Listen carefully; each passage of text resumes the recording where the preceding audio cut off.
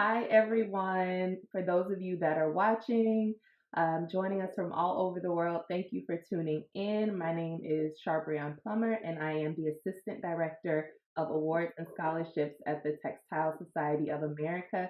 And I'm so excited to have with me this morning one of our TSA fellows from 2019, Ruby Ghuznavi, and her nominator, Kathy Stevelat. And so today's conversation will really focus on Ruby's contributions to the field, just looking at all of the work that she has done, Kathy and Ruby's relationship, and how their work complements one another. And this series is really a way for us to get to know our TSA fellows a little better and to have our membership learn about the amazing work of so many people across our field, across the world. So, if each of you could please briefly introduce yourselves, starting with Ruby, and then we will dive into a very dynamic conversation. So, Ruby, the floor is yours. I start to introduce myself. Yes. Okay. By now, I guess we all know I'm Ghuznavi, and I live in Dhaka, in Bangladesh. And my link to TSA, being chosen as a TSA fellow, was in 2019. And I would like to say how I felt when I heard that has been awarded to me.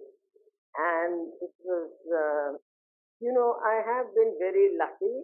I've done a lot of work with crafts and a number of different things, whether we're talking about women's rights or mainly livelihood for women. You know, the fact of the matter is, we learned in 1972, after the war, that thousands of men were killed. So that many and more became widows or head of families, and so that we instantly had to start thinking about what to do about it. I've had other awards before, I've been very fortunate, but this is especially important. The TSA one, because it is a very prestigious award. Everybody had, rang me up and congratulated, etc., etc. And it's a very prestigious award. Obviously, everybody knows about it. And you see, over the years, I've received awards from different countries where I have participated in various craft activities.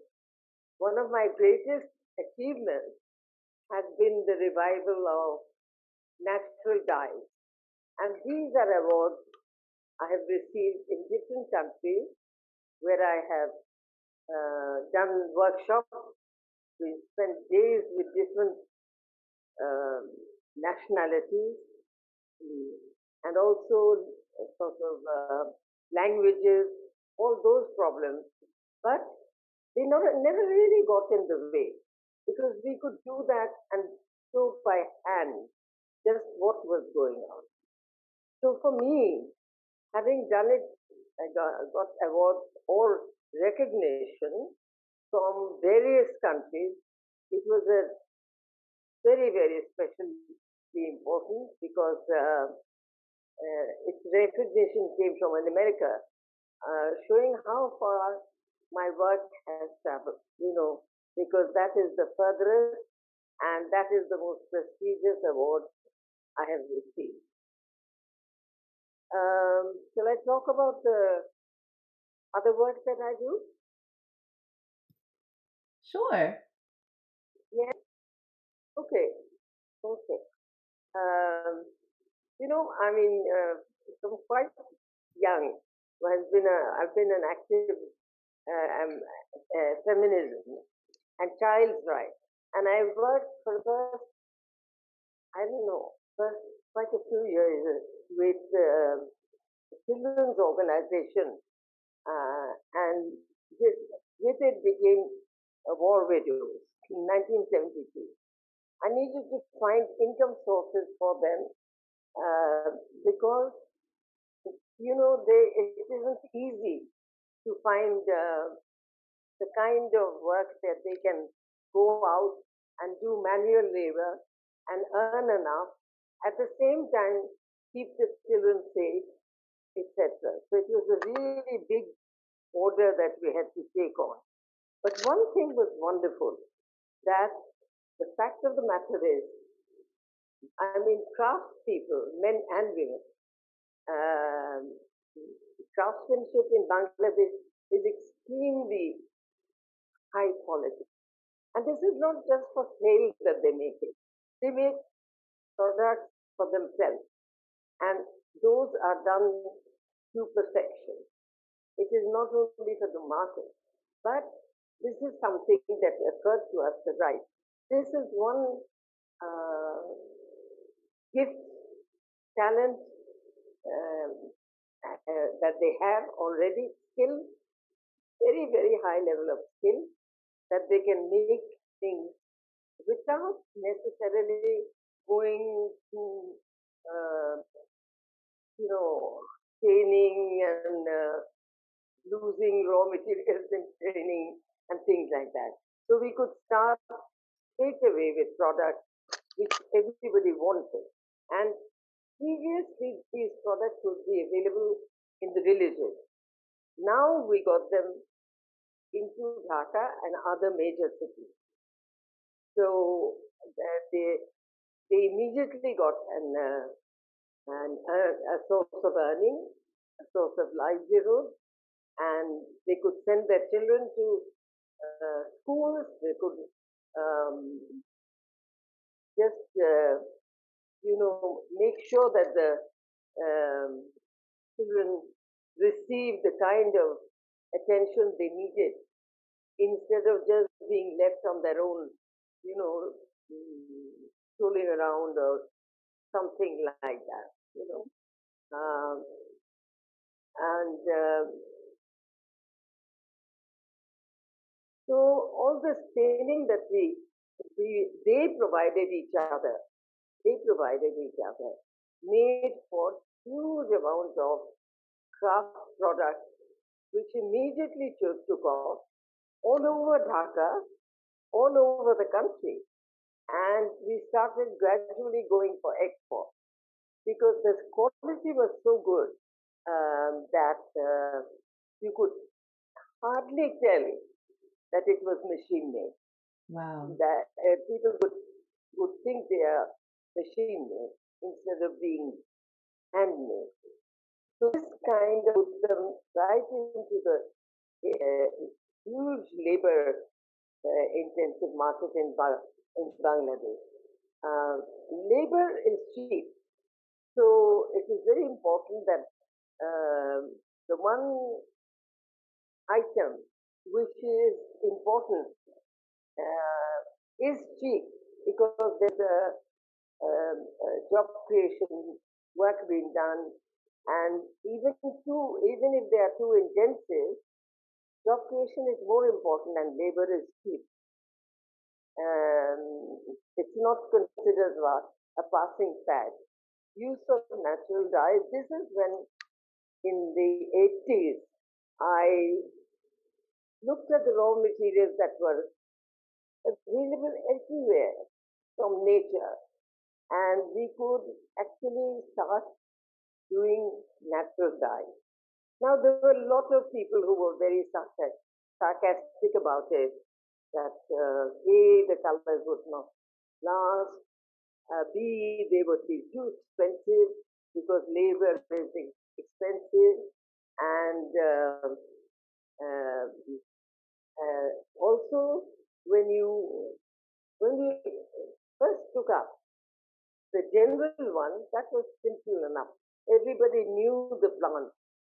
it was not a problem. But indigo was a serious problem because the English had left a terrible history of exploitation and coercion, etc. So trying to um, trying to revive indigo was easier said than done. So we worked with some tribal people and M60, you must be knowing the Mennonite Central Committee. I think they exist in the States and in Canada. Canada. They are still here and they are still providing livelihood for thousands of women, from all kinds of areas. They are doing that.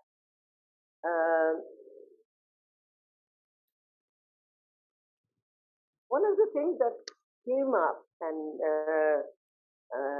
amongst them, indigo was the big win and brought us many fans from abroad as well as in country. You see, people couldn't imagine that we ourselves, after all that exploitation, would follow the English passion. But we did, and this, and we worked, and we ignored the naysayers and proceeded with.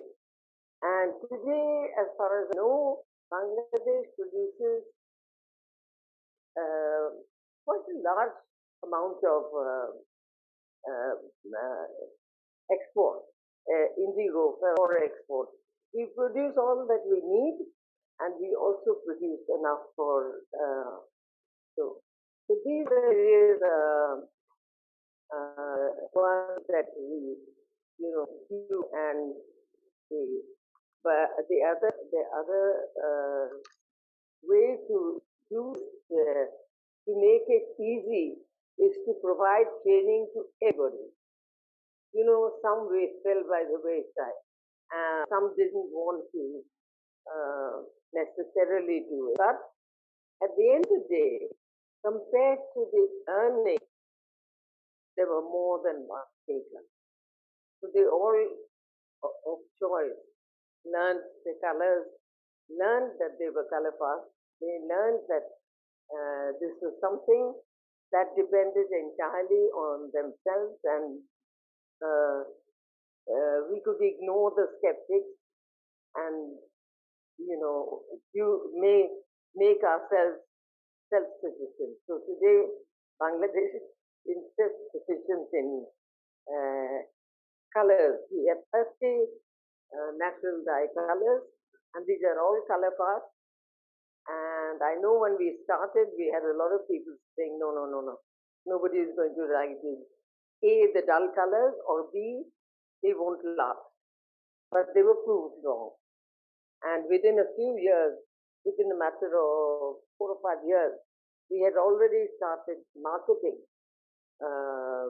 all those natural products. That's beautiful, Ruby. But can I I pause? tell you, my work with uh, craft would not have gone to the depth and across the country if it was not for the horrible result of the 1972 war. This is what we built our skills on, the existing skills and of the women and the men. There were, of course, as you can understand, far fewer men, more women, but was that made us, satisfied because it meant that we could actually help those who needed the most. So, Sarvian, Yes. that is there any specific you want to know? that was such a beautiful and comprehensive explanation that I would like for I have more questions for you, but I would love to introduce Kathy. And from Kathy's perspective, I feel like Ruby has covered so much already, but we would love to hear um, why you specifically nominated Ruby and what it was that really compelled you to say, no, Ruby needs to be honored in this way. So, Ruby, I'll have Kathy talk a little bit about herself and why she nominated you. Hello, everyone. Thank I'd like to just talk a little bit about how I met Ruby, because I was living in Bangladesh for a couple of years while working for the United Nations Development Program. And my husband and I had the opportunity of traveling throughout the country and discovering the textile heritage of Bangladesh and the handcraft of many craftspeople, particularly women. But as I inquired about learning more about these textiles, everyone says you must talk to Ruby Ghuznavi. Many roads led to Ruby. So, though I had cloth all around me growing up, and my mother and grandmother taught me a lot about textiles, um, and through them I sort of gained an appreciation of the feel of textiles. But it was in Bangladesh, learning from Ruby and others, that really deepened my interest. And then when I was encouraged to make a documentary film entitled Threads after leaving Bangladesh, Ruby generously gave up her time to mentor me and to be interviewed in the film. I'm now based in Washington State, as many of you know, and have been involved with TSA for 10 years. But why did I nominate Ruby? Well, in hearing from Ruby, I think you can understand why I nominated her. But had Ruby been really famous and her name recognized all over the world, and had she been one who always wanted platforms to become known, I wouldn't have nominated her. It's because her achievements are understated. It's this quiet leadership that she's had for over 40 years in both research and development of craft in Bangladesh that made me feel that all of these different aspects of her story needed to be told. And I'm so thrilled today that we can hear her voice about some of these achievements. And we'll only be able to touch on really a few of them today. But as we've said, her achievements, they've significantly influenced textile development and also contributed to livelihoods of countless thousands of people. And I'd like to say also that Ruby sees textiles from a multifaceted point of view. You know, it's about people, and it's about process, and it's also about the environment. So she's looked at textiles, for example, from the seed that are the foundations of making cloth, through to skill development and fighting for the dignity of its makers. So it's really the whole spectrum. And she's been involved in many international organizations, a founder member of the National Crafts Council of Bangladesh, honorary member of the World's Crafts Council, and she chaired the Council's Asia Pacific Region Natural Dye Program. And just to give you a flavor of what it was like to meet Ruby, because she talked about a number of involvements that she's had. But you know, when people said you must meet Ruby, I finally was able to meet Ruby, and I went into her boutique, which is called Orono, and it was in Banani, which is a very busy center of Dhaka. And I expected it would just be a boutique for selling things, you know, for selling beautiful craft. But no, it was far beyond that. And I think we can learn this for other boutiques that we have in other places in the world. Because it was a workshop, it was a training center, and it was the hub of international experience.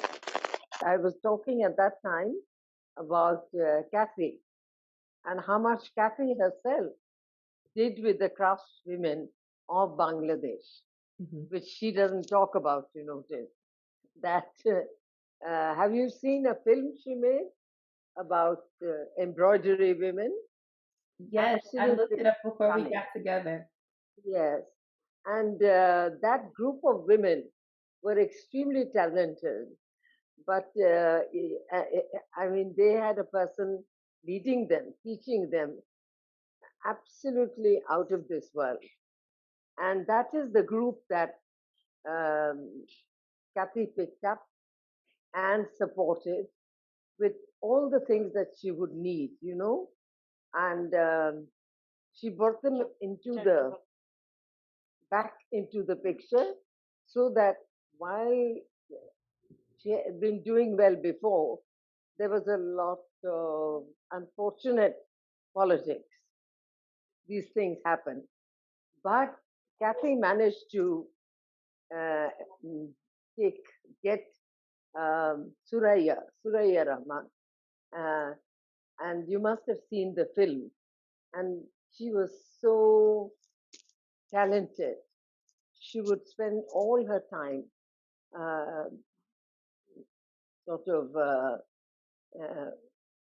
teaching the children. Mind you, they're not children, they were all total adults. But she chided them and she scolded them, but gave everything that they needed. And I want to thank Kathy for that, because that is not something, a lot of foreigners come and they get interested in our craft and they love the work, they love working with the craftswomen, etc. Uh, but I was amazed at the way Kathy got herself involved and became their, I don't know, somebody that they have total trust in. And Suraya Rahman was a bit of a, what shall I say, crabby person, but very, very good. You know, absolutely, you have to see her work. Maybe Kathy must have some work. Maybe she'll show it to you. And um, the film, of course, you must have seen. Have you Yes. seen the film? Yeah, okay. And then the workmanship is truly unbelievable. And that is something that we are grateful to Kathy for, because that uh, group was very good, but somehow there was unfortunate um, problems amongst them. There was another foreigner who didn't want to. Uh, I don't know. It's so too unfortunate. We won't go into that. But thank God that Kathy came in and took up and gave them the strength, the confidence, the marketing access, all on her own. And when she made the film, it was just too wonderful. And the women, I see them once in a while, and they're still thrilled at the fact that they were on the cinema, you know, and really. So thank you, Kathy. Thank you from the women and from all of us. Thank you so much, Ruby. And it was because of your mentorship with respect to this project and all of my interests in artisanship around the world that has helped me to carry on Yes. and develop these interests. So, as you know, you've made a film about natural dyes. I made this film about, this kata embroidery. But, you talked about this one group of women. But for example, when I talk about how you're understated in your accomplishments, Yeah. there was a pivotal moment in the revival of kata embroidery. And that Absolutely. pivotal moment was, you talked about after the war, and your group, Karika, that you founded, was one of those first groups that researched Yes. this indigenous craft and helped bring it forward. But also in kata embroidery alone, there was a moment where the organization Bangladesh Rural Action Committee, BRAC, ARONG, they were commissioned to make a work for the wall of a new hotel. And it was this image that went onto the wall of the hotel that was designed by Sarar Rahman and embroidered by women that gave more value to kata embroidery and helped to bring it to a new age of revival, if you were. But Ruby's involvement in it, which very few people know, but she told me, is a lot of this work was it on your terrace or your balcony, that it was actually stitched there, with some of your guidance. Wonderful, yes. So there's all these little tiny stories. And it's all, Kathy, thanks to you. It may or may not have happened, Yeah. But Ruby, all of these things that, you talk about that, you just maybe took as a matter of the course of your day. These things have influenced the nature of craft revival, as well as encourage not only people and craftspeople in Bangladesh, but around the world. And, so I think that's just wonderful. And where did we leave off, Sharbrian, about, go ahead, back to Sharbrian. Thank you, Ruby. Yeah, I'd like to, Sharbrian, can I say the last of my success? No, but the artisan, there is something fabric called Jamdani, and it is woven, and it is the most exquisite fabric. It comes historically from Josephine, Napoleon's wife, to all the courts the world over, as well as within India. And so we decided we would revive the weaving capacity. And so we went to VNA, and we went to a number of, lesser known but wonderful collections. And they were very kind. They gave us not only the images, but the size, the amount, and, all the measurements that we would need. And this festival, Jamdani Festival, took place in 2019. And we started, we all thought, oh my God, we never start small, do we?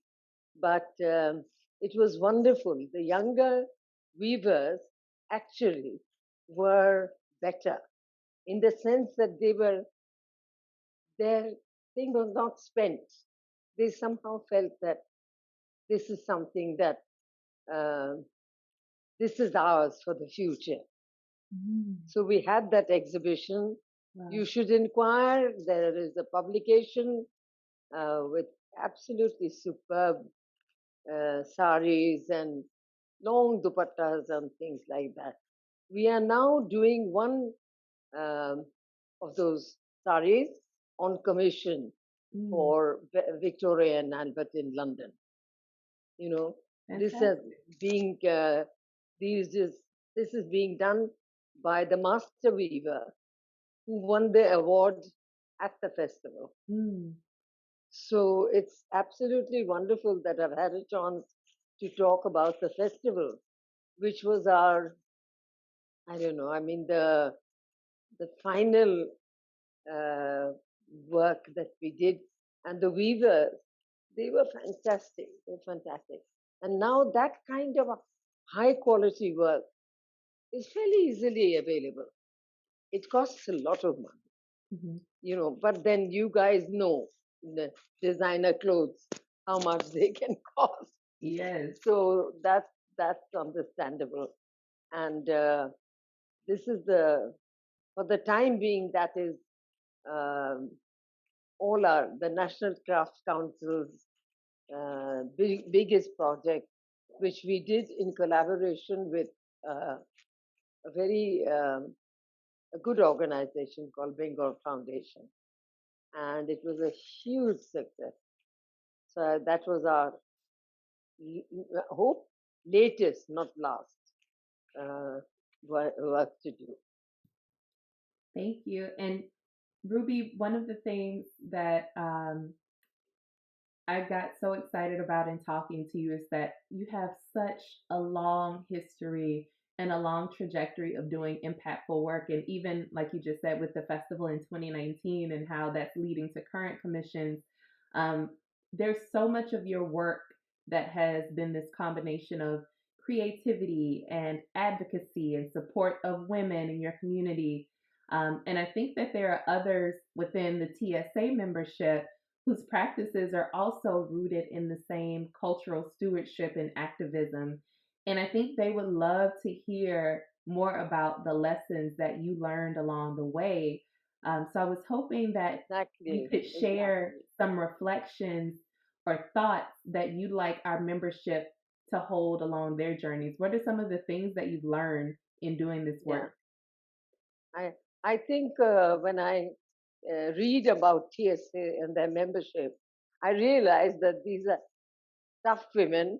They're not going to give up, and they're going to persevere so that the best is made, you know, by the women who are qualified to do it, who are gifted and very, very special.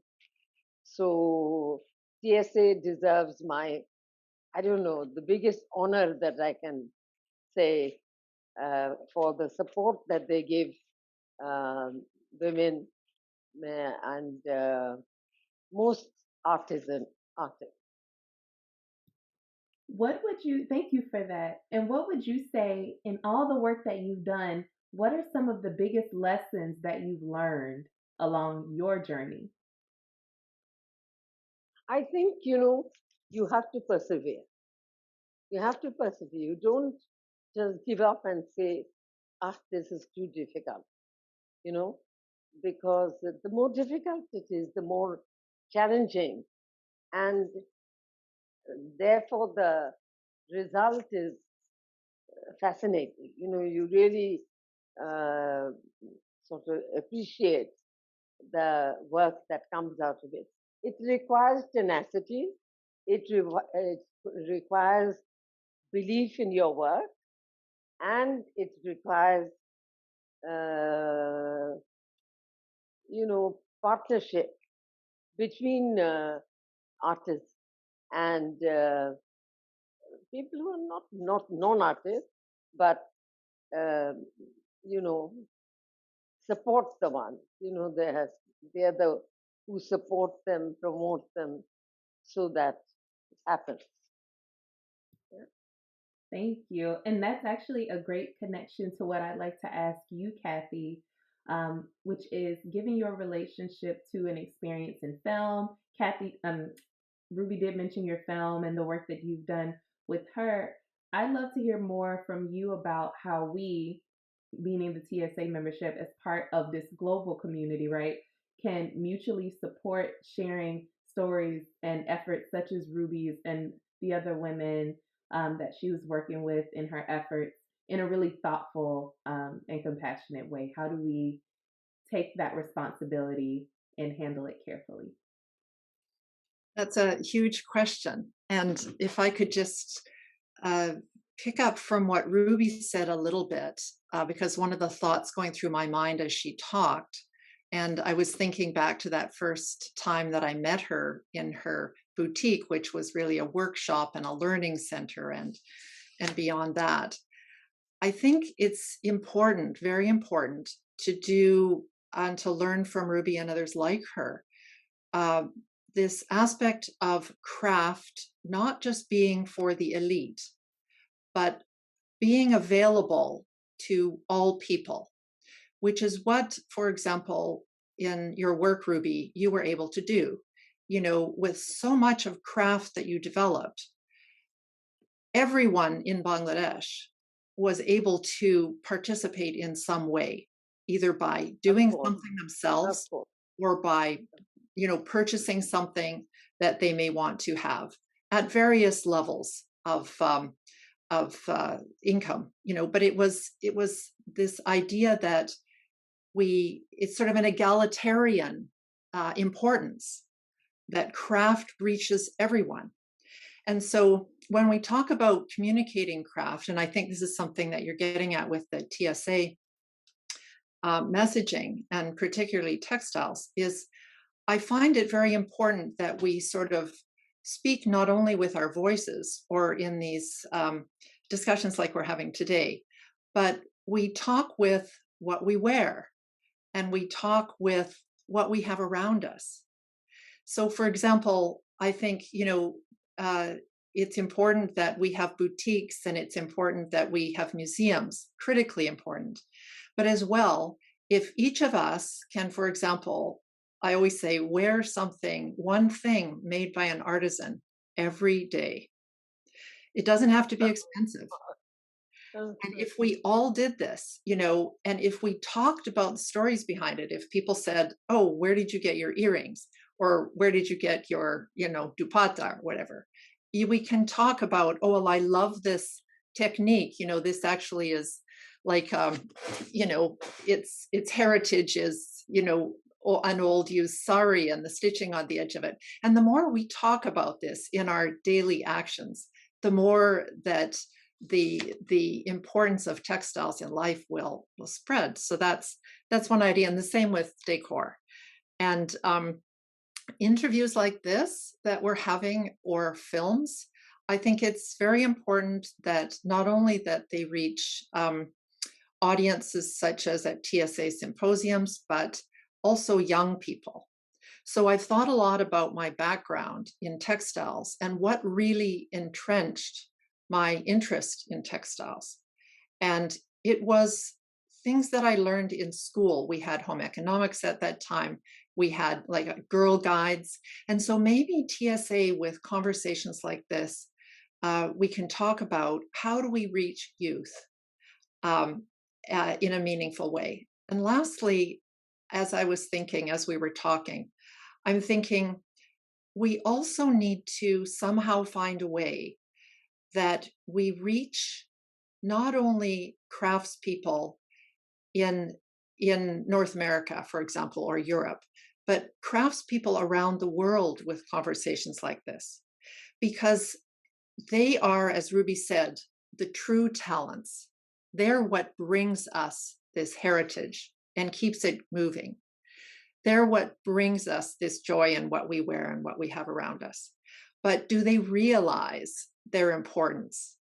And so if we can bring this kind of conversation to them and learn from them as well, then I think that, this, if we can put this seeds of the greatness of craft will spread.